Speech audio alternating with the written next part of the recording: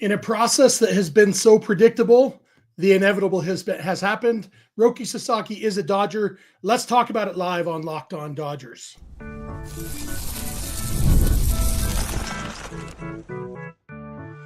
You are Locked On Dodgers, your daily Los Angeles Dodgers podcast. Part of the Locked On Podcast Network, your team every day.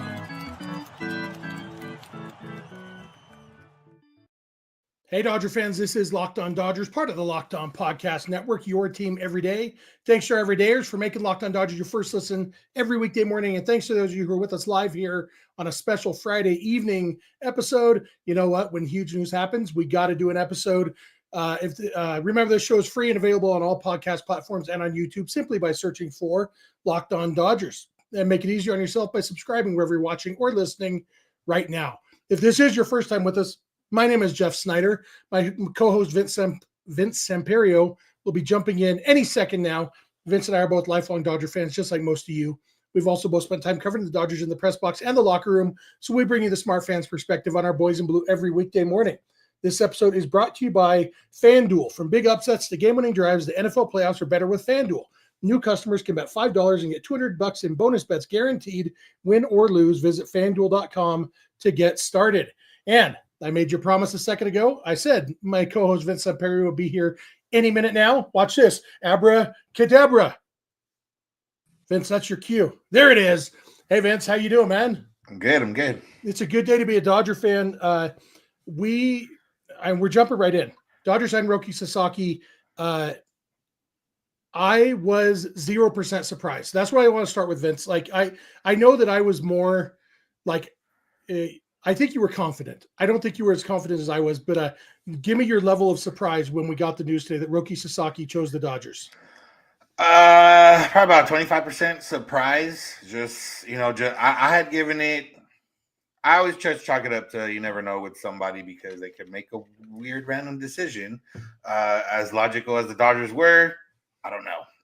I wasn't sure, and I didn't feel as strongly. But it's one of those where at this point, it's just a matter of okay, the Dodgers are going to do this too, and then it happens, and the Dodgers are going to win the World Series. They don't hit in the postseason, and then they win. Last year the Dodgers were going to get Ohtani. You never know. So the Dodgers are going to get Yamamoto, and it just keeps happening. And it's we always say it's a great time to be a Dodger fan, and this continues to be true. Yeah, like I said many times, I was 95% sure Roki was coming to the Dodgers, and the 5% was just leaving for the possibility that his agent Joel Wolf had been completely misleading the media about what was important to him. Because based on everything we had heard, everything pointed to the Dodgers. Just the team, the quality. The only thing that had me even a tiny bit nervous was maybe there is a reason that he doesn't want to be on the same team as two other Japanese superstars. Clearly that was not the case. And I couldn't think of any reason why it would be the case, which is why I remained so confident. But even though I was not surprised at all, it was still a jolt and a thrill. And, we'll have plenty of time in future episodes, and we've done it in the past, but we'll have more time in future episodes to remember to preach caution a little bit, to not put the expectations too high on Roki. For today, it's just like he was the top international free agent available, if you want to put it that way. And unlike most international free agents, he will be in the big leagues in 2025. Most of the time, it's a 16-year-old with elite skills, and eventually he turns into Juan Soto or Ronald Acuna or whatever. But actually, if I remember it, Acuna wasn't even highly touted as anyway. But this is Roki Sasaki, the top guy in the pool, and now is a Dodger and will be pitching for the Dodgers in 2025. It's pretty fantastic. And I don't get too much into going back and forth with other fan bases, but there is at least a little bit of fun in seeing people just melt down again. Yeah, it's definitely been, fun on that end. And without having to engage in it, like just seeing it, and it's there's different types of meltdowns, and those are all going down. But I think the biggest thing is it's always mentioned in almost every sport, like, oh, the draft should just become a type of free agency, and it'll sort itself out. There won't be teams at all. There won't be one or two teams that get all the guys. Like eventually guys will want to play and they'll have to go somewhere else and all that type of stuff. This is what it would feel like if the number one draft pick had free agency and could choose any team. And the fact was the Dodgers at their highest couldn't outbid certain teams or almost every team, realistically. And Roki Sasaki still ends up being a Dodger. Like, it's one of those where all the groundwork and everything else that led to this point, is what got him there. But still, to see it happen and, to have that, like I said, a little bit of the fantasy game of, okay, if Paul Skeens had a choice to choose his team, 2 years ago before the draft, what would he have done? This is essentially what this is. Yeah, absolutely. And like you said, the Dodgers were tied for the lowest bonus pool available. It's one thing, like you could say the Dodgers got Yoshinobu Yamamoto because they paid him more than anybody else was willing to pay him. You could say they got Shohei Ohtani, even though we know 2 other teams were willing to make him the same deal. But that means the Dodgers still probably outbid 27 teams, and then Ohtani chose them out of the 3. Roki Sasaki chose the Dodgers despite them having the least money to give him because they are the Dodgers. And yeah, it's, we wear Dodger blue. We do this podcast with Dodger hats on. We are Dodger fans. Clearly, we are biased, but it feels good to have our bias reinforced by all of these things, by Ohtani and Yamamoto and Sasaki and Snell and Teo and all these other guys who just want to be a Dodger. Jack Flaherty is sitting at home right now just begging to be a Dodger again. Kike Hernandez is at home begging to be a Dodger again. Everybody wants to be a Dodger. And, I totally understand why non-Dodger fans, by fans of other teams, are upset about it. One of my best friends, I told you, my 2 best friends, one's a Braves fan, one's a Padres fan. And when the Dodgers beat the Padres at NLDS, I texted the Padre fan and I told him, I said, I don't feel bad for any Padre fans except for you. I'm sorry. I hope you're doing okay. And then when the Dodgers won the World Series, he texted me and said, I'm not happy for any Dodger fans except for you. Congratulations. He texted me tonight. He said, I am not happy for you. And I said, good. Be mad, but don't be surprised, because this was inevitable, because it was just the right decision, and next segment, we'll get into other reasons people think it might've been inevitable, but it was just the right decision. Yeah, you were going to the team that just won the World Series that has essentially a core that's around for at least 2 more seasons, and a whole core, a general core that's around for at least 3-4 more seasons. You have a starting rotation where you can slot in and not have the pressure of being that number 1 guy. You have a rotation that is set to be a 6-man rotation and be more on par with what you're used to from pitching in Japan. You have the big Japanese fan base. You have 2 big Japanese stars to play with. And, the biggest thing of it all, or not the biggest thing, but one of the biggest things of it all is, him and Ohtani were said to be friends and all that type of stuff.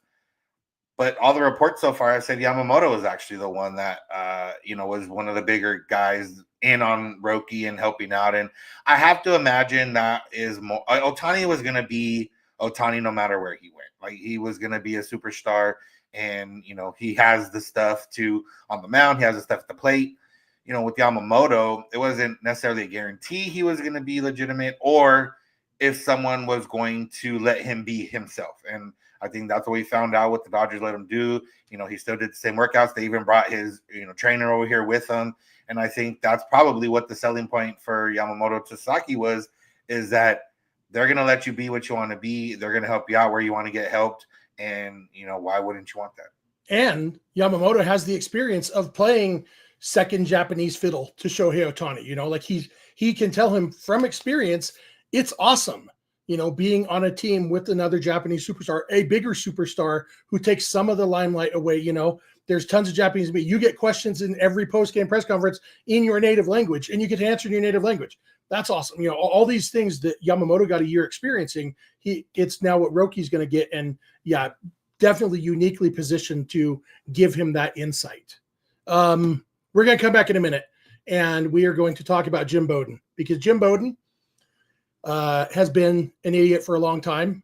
And that remained true on January 17th, 2025. And we're going to dig into it. So thank you for making Locked On Dodgers your last listen of Friday night. And please keep it Locked On Dodgers.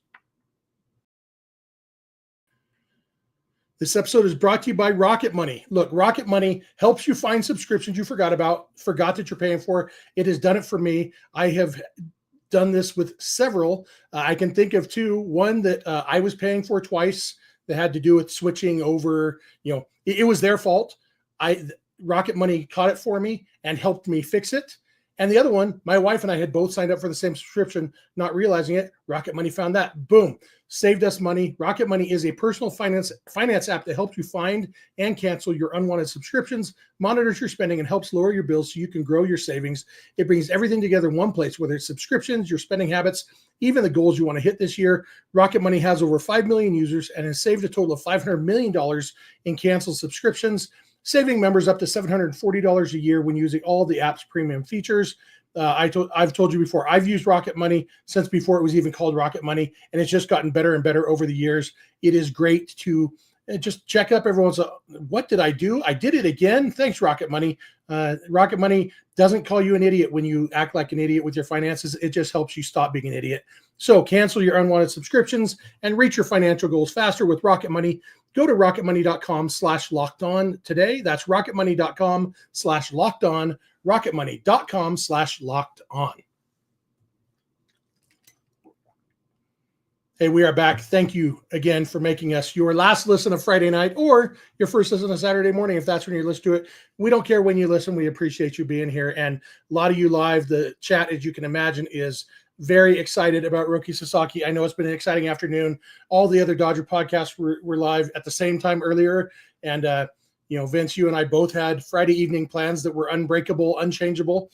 I think it turned out for the best, probably, because there are so many good Dodger podcasts out there. And we, this way we kind of have this time slot to ourselves, probably. I would guess that everybody else already did their thing.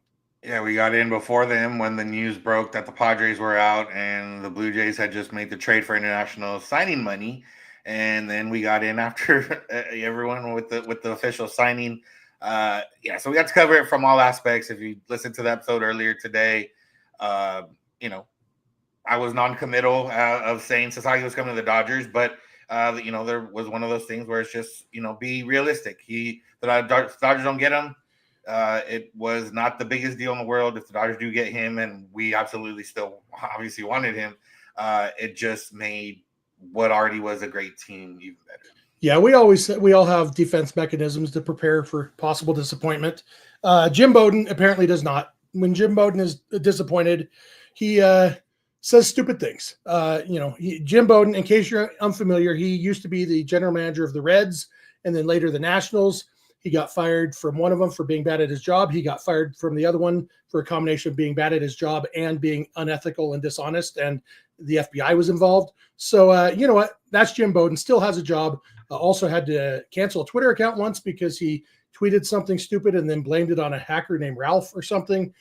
Just Jim Bowden, you could write a book about him being bad at jobs, and it would be a long book and probably pretty boring. But today, he is now spouting the very predictable, I guess. We expected this from fans. I don't know that I expected it from a guy who works for The Athletic and, shows up, is still for some reason respected in baseball circles. He, and the way he worded it, he can say, I'm just saying what people told me. I'm just reporting the news. I'm a journalist. He said, some people in some front offices think that the Dodgers and Roki Sasaki had a handshake deal long ago, and that this was just a sham process, basically, is what he's saying. Here's the thing. It's like if you're watching The Bachelorette, and the four contestants are, what's that guy's name? The guy who's in I had his name. Glenn Powell. All the ladies love Glenn Powell these days. Glenn Powell, and then maybe Adam Driver, and then maybe Clint Howard, Ron Howard's ugly brother, and then maybe Sloth from the Goonies. Those are the four guys. And when The Bachelorette chooses Glenn Powell, you wouldn't jump to, they must have had a handshake agreement before the show started. You say, no, Glenn Powell's the obvious choice. Look at that dude. He's a dreamboat. The Dodgers are the dreamboat. There's no there's no prearranged deal. The Dodgers made more sense than any other team. And Roki Sasaki is a smart young man, could obviously see that. His agent is a good agent who also, by the way, just negotiated a deal with the Dodgers with Tyler Glasnow last year, knows how great the Dodgers are to work with. Like, everything about the Dodgers made so much sense. I don't even understand why anybody would think that they would need to have a handshake deal ahead of time. Yeah, handshake deal. If you would have went to the Twins, then I would have been way more suspicious of him going to some random team rather than, the team that makes the most sense for him. So, and I don't remember. There's been a lot of articles out, but I think one of the articles said MLB's already investigated this and found no wrongdoing. So, so it's kind of weird because we basically know where a lot of these kids these 16-year-olds are signing before the actual date anyways. If Sasaki had just come out, like once he was posted saying, "Oh, I'm picking the Dodgers," like it would have been just like all these other 16-year-olds that end up, they don't say it, but it's reported that, they're going to sign with this team. We already knew who the Dodgers were going to sign, and then they weren't going to sign them because they were going to spend that money on Roki, and they ended up signing somewhere else. So if you want to, if it makes you feel better that there was a deal already in place or not a deal already in place, it really doesn't matter because Roki picked the Dodgers, and the Dodgers, made their pitch and everything else. And I guess if you're like a fan of the Blue Jays and you feel strongly this way, if you're a fan of Blue Jays, it just kind of sucks because you've been mentioned for Ohtani, you were mentioned for Roki, and ultimately, who knows if how realistically you were in it. Yeah, I'll play devil's advocate. I think it would be a really bad thing if the Dodgers did have a handshake deal, because the difference between Roki and these 16-year-old players from Latin America is Roki was under contract to another professional baseball team before he was posted, and so it would have been a big deal if the Dodgers had negotiated with him beforehand. It's just crazy to think that they did. Like, the Dodgers knew their sales pitch. The Dodgers knew, of course, we have the advantage to get this guy. What is the benefit to circumventing the rules and telling him a week or a month or a year early, by the way, we have this and this and this? They know when he's going to be posted, he's going to have to go through the process.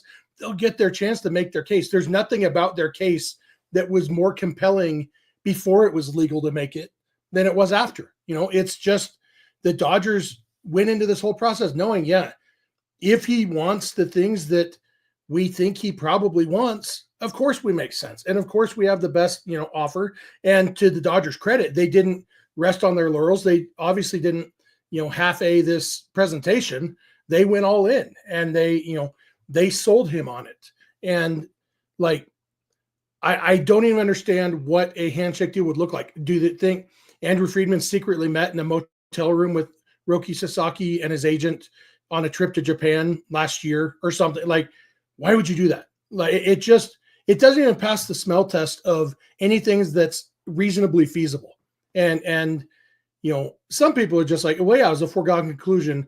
And I do think it was, not because of a handshake deal, but because everybody could see the Dodgers made the most sense. Our buddy Ben Kaspick from Locked On Giants, obviously he's unhappy about it, but he said, if Roki didn't know he was going to sign with the Dodgers, the rest of us could have told him because they make the most sense. And I think that it is extremely irresponsible of Jim Bowden. If he is hearing those things from other front offices, it's extremely irresponsible of him to spout them out in that context of, well, here's what folks are saying. You know what? You're allowed to vet the crap that comes out of your mouth and say, you know what? If people in front offices are saying the sky is purple and flowers taste like lasagna, you don't have to say it, Jim Bowden, because it's stupid and it's crazy. Don't say stupid, crazy things, Jim Bowden. That's all I have to ask. Yeah, I mean, you think about when Ohtani came over the first time originally, and he probably knew he was going to an AL team. And Clayton Kershaw said as much. He flew in to be part of the meeting and, said basically like it didn't feel like Ohtani was really in it. And if Ohtani was already going to an AL team to take all these other, what are they going to say that's going to change your mind? That's not, we can't make you a DH. Like there was nothing there. So, it's always going to be tough with these types of deals because, yeah, maybe the deal, I guess when I think of the handshake deal, I didn't even think like predetermined ahead of time. I just thought like, oh, like he knew he was one of the Dodgers as soon as he got posted, and they just, went through all this to make it seem like he didn't know that. But yeah, if it predated him getting posted, then yeah, obviously that wouldn't be right for the Dodgers. But realistically, Roki Sasaki knew, like he's been well aware of MLB for the last few years, and he knows he wanted to come. He knows that he wanted to be part of this league, and if you're gonna join a league in 3-4 years, you're probably paying attention to what's going on in that league before that. Yeah, they've got the internet in Japan. Dodgers aren't a secret over there. Yeah. The Dodgers did make some moves. We found out the signing bonus was $6.5 million. It's not official yet, but that's going to be the signing bonus. And the Dodgers didn't have that much, so they had to make some trades. We're going to dig into a couple trades, possibility of more coming, and the fact that they're actually still going to be able to sign some more guys. So please keep it locked on Dodgers. This episode is brought to you by FanDuel. From big upsets to game-winning drives, the NFL playoffs are better with FanDuel because right now new customers can bet $5 and get $200 in bonus bets guaranteed. That's $200 in bonus bets, win or lose. The FanDuel app gives you everything you need for live bets, same-game parlays, and so much more. We used to, when you had to win your first bet to get the bonus bets, we'd come in here and we'd tell you, oh, this weekend, the big favorites are the Chiefs are minus 500 to win over the Texans. The Lions are minus 480 to win over the Commanders. You know what? All that stuff's still true. Doesn't even matter. You don't have to win that first $5 bet. Place a $5 bet. Bet on the Texans if you want. You think they're going to beat the Chiefs? Bet on them. You know what? You make a little bit on your $5, and whether you win or lose, you get $200 in bonus bets. So just visit FanDuel.com to join today and get started with $200 in bonus bets. That's FanDuel.com. Make this playoff season unforgettable with FanDuel, an official sportsbook partner of the NFL. We are back. Thank you again for making Locked On Dodgers your first listen. Be sure to check out for your second listen, Locked On MLB, hosted by our buddy Paul Francis Sullivan, a.k.a. Sully. Be sure to check out Locked On Sports Today and Locked On Sports Los Angeles, two 24/7 streaming channels on YouTube from the Locked On Podcast Network. Maybe you'll see this episode on Locked On LA. We'll see. You can also go beyond the podcast and become a Locked On Dodgers insider by going to joinsubtext.com/Locked On Dodgers. And please, if you're not subscribed yet to this channel and you're here on YouTube right now, just hit the old subscribe button right now and maybe throw a comment in the comment section. The chat is fun, but comments are forever. So comment there, continue the conversation, over the next few days. But there's going to be so much to say, Vince. This is already a bonus episode, our 6th episode of the week. Just to throw this out there, they're saying Tanner Scott might make his decision this weekend. And David Vassay said, don't count out the Dodgers. So maybe we're doing a 7th episode this week. We'll see what happens over the weekend. But this is all Roki all the time for this episode. And as I said, going to the break, the Dodgers are signing him for a $6.5 million signing bonus. You'll recall the Dodgers bonus pool was just over $5.1 million. And so obviously they have to acquire some. They made 2 trades. They traded, I had his name. What's his name? Dylan Campbell, who was their 4th round pick in the 2023 draft out of University of Texas. They traded him to the Phillies, and they got either $750,000 or $1 million. Reports are unclear on how much. It's interesting. This trade is official, but when they're announced, it's just traded for international pool money, not how much. So we know they got somewhere between $750,000 and $1 million on that. It has to be in increments of $250,000. So either $750,000 or $1 million. And then they traded Arnaldo Lantigua, who was playing in their Dominican Summer League last year. A lot of power. He signed as an international free agent in the 2023 class, I believe. They traded him to the Reds for $1.5 million in bonus pool money. And so if we assume that Dylan Campbell was $1 million, that means the Dodgers are up to a little over $7.6 million in bonus pool. With Sasaki getting 6.5, what Francis Romero, who is on the ball with these, especially these Latin American players, he reported that the Dodgers, other than the 3 that we've already heard about who uncommitted from the Dodgers and signed elsewhere, the Dodgers are expected to sign everybody else that they had agreed with going into this period. He said roughly 15 players, and which the Dodgers can get up to. You can add 60% of your bonus pool through trades, which would mean they could add whatever 60% of 5.1 million is, which is just over another 3 million. And so that would put them up around 8.2 million or so, which means 1.7 million after they've signed Roki. And they're going to put that 1.7 million to good use and sign about 15 more international free agents. All in all, seems like kind of a masterful job by Andrew Friedman and his team. Yeah. I mean, if the Morel dude or the other guy that ended up leaving becomes some kind of superstars, ultimately, you're getting a guy that is going to slide into your rotation day one and can, become a superstar in his own. And I think I read this correctly. If Roki wins Rookie of the Year this year, then the Dodgers will get a draft pick from the new rules that they made in the last CBA. So, they could make out even better than they have to this point. I saw they signed one of those pitchers from Venezuela already for like $350K. So, yeah, I mean, I would imagine they lost some of the big money, got a couple of the big money guys, and not even that big money. Like Morel was $900K, and I think the other guy was less than that. So they didn't really have. It seemed like they maybe didn't overextend themselves in this signing period, probably for a reason. And now they can go back and get all the guys that are still out there. Assuming the Blue Jays don't use their extra $2 million they got to try to take some of them. But even then, the Dodgers make out. Yeah. Why else would they have saved so much of their international pool money? Well, they have the internet in the Dodgers front office too. You know what? If you and I knew on this podcast that Roki Sasaki was likely to be posted this offseason, I suspect that people a lot smarter than us probably knew it too. It's been really fun to watch the Dodgers make this happen. I'm excited to hear more details. Like you mentioned earlier, we've heard that Yoshinobu Yamamoto played a big part. I'm excited to learn more details of that. I don't know how much we will. I'm excited for the press conference announcing this. It should be a big deal. It's kind of interesting. One of the benefits we've talked about of Roki over the last few weeks is that he doesn't take a 40-man roster spot at this point because it's a minor league contract, which all that means is that he's not on the 40-man roster. He will be added to the 40-man roster sometime before he plays his first big league game. Probably at the end of spring training, he'll be added to the 40-man roster so he can be added to the active roster. But right now, at this moment, the Dodgers 40-man roster still sits at 39 players, which means there's plenty of room for Tanner Scott to sign this weekend, if we really want to see the internet explode and people cry, which I do, to be fair. I'm mostly 97% just super excited as a Dodger fan.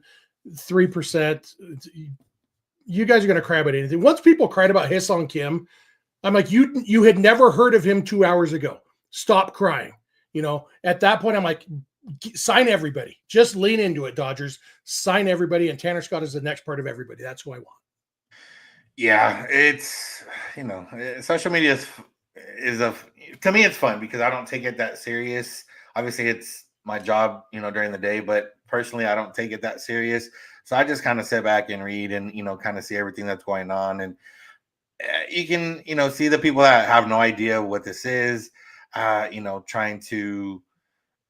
Even I had a couple friend texts like, oh, blame Manfred, and it's like, okay, for other stuff, I guess if you want to blame Manfred, it makes more sense because, yeah, I guess he technically had a hand in what that CBA looked like, but with this one, there was nothing he could do. Roki Sasaki took less money to go to the Dodgers. It was not like he took anything else. People probably don't know that. People, I saw people asking, why is it a minor league deal? Blah blah, and Dodgers cheating the system and everything else, and it's just the funniest thing I did see, and more so because we're in the position we are now, but I think the funniest comment or whatever I did see was the 2017 Astros did something right, or I don't blame them anymore, or something like that. And that's kind of funny because at this point, if the Dodgers, assuming they win at least 2-3 more in the next 5, 6, 7 years, That 2017 one's always going to we'll look back on it as Dodger fans, but you can be like, well, they didn't start winning until later on. So I guess. Yeah, it's, the Dodgers want to win. And the last 2 years in 2022 and 2023, after they got knocked out in the first round, the post-mortem press conferences were depressing. And Andrew Friedman and Dave Roberts both saying, it's a failure. It's an organizational failure. You know what? Those two series were Andrew Friedman's origin story as this supervillain. It's his job is to build the best team possible. He's really good at it, and that's what he is going to keep doing. And the Dodgers ownership is really good at saying, whatever you need, Andrew, let's do it. Let's do it intelligently. Dodgers, I think they'll probably have the highest payroll in 2025. They didn't in 2024. They didn't in 2023. There are other teams that spend a ton of money. Dodgers do it better. And the Dodgers have the organization that makes guys want to say, let me defer some money. Let me take less to sign a minor league contract with you.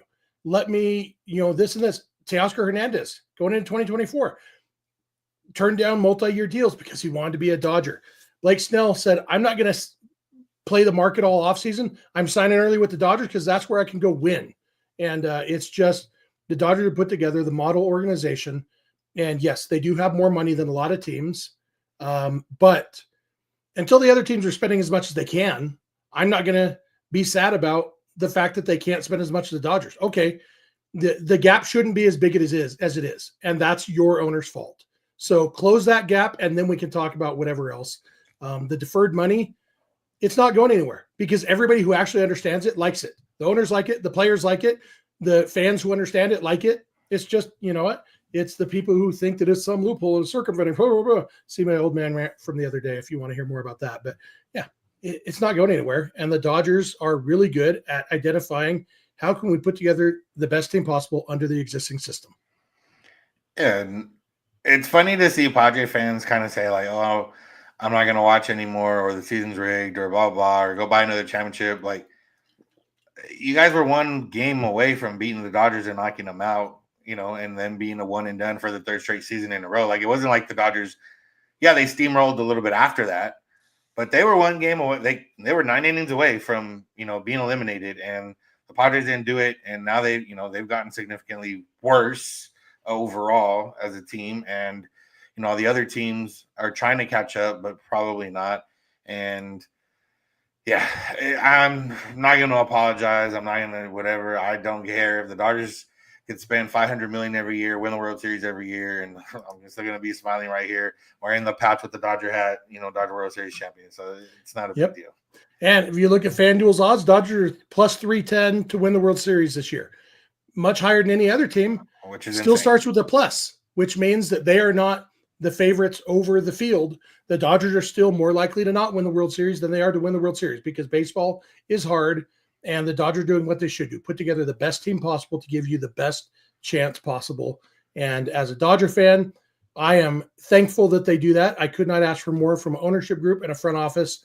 And you know what? That's why it's a day of celebration for Dodger fans. Yeah. Last thing for me, I just hope we get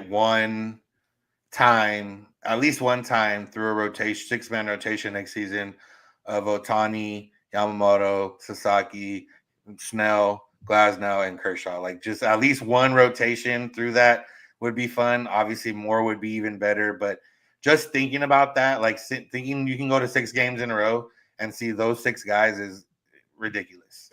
Yeah, that would be a heck of a homestand to go to. Yeah.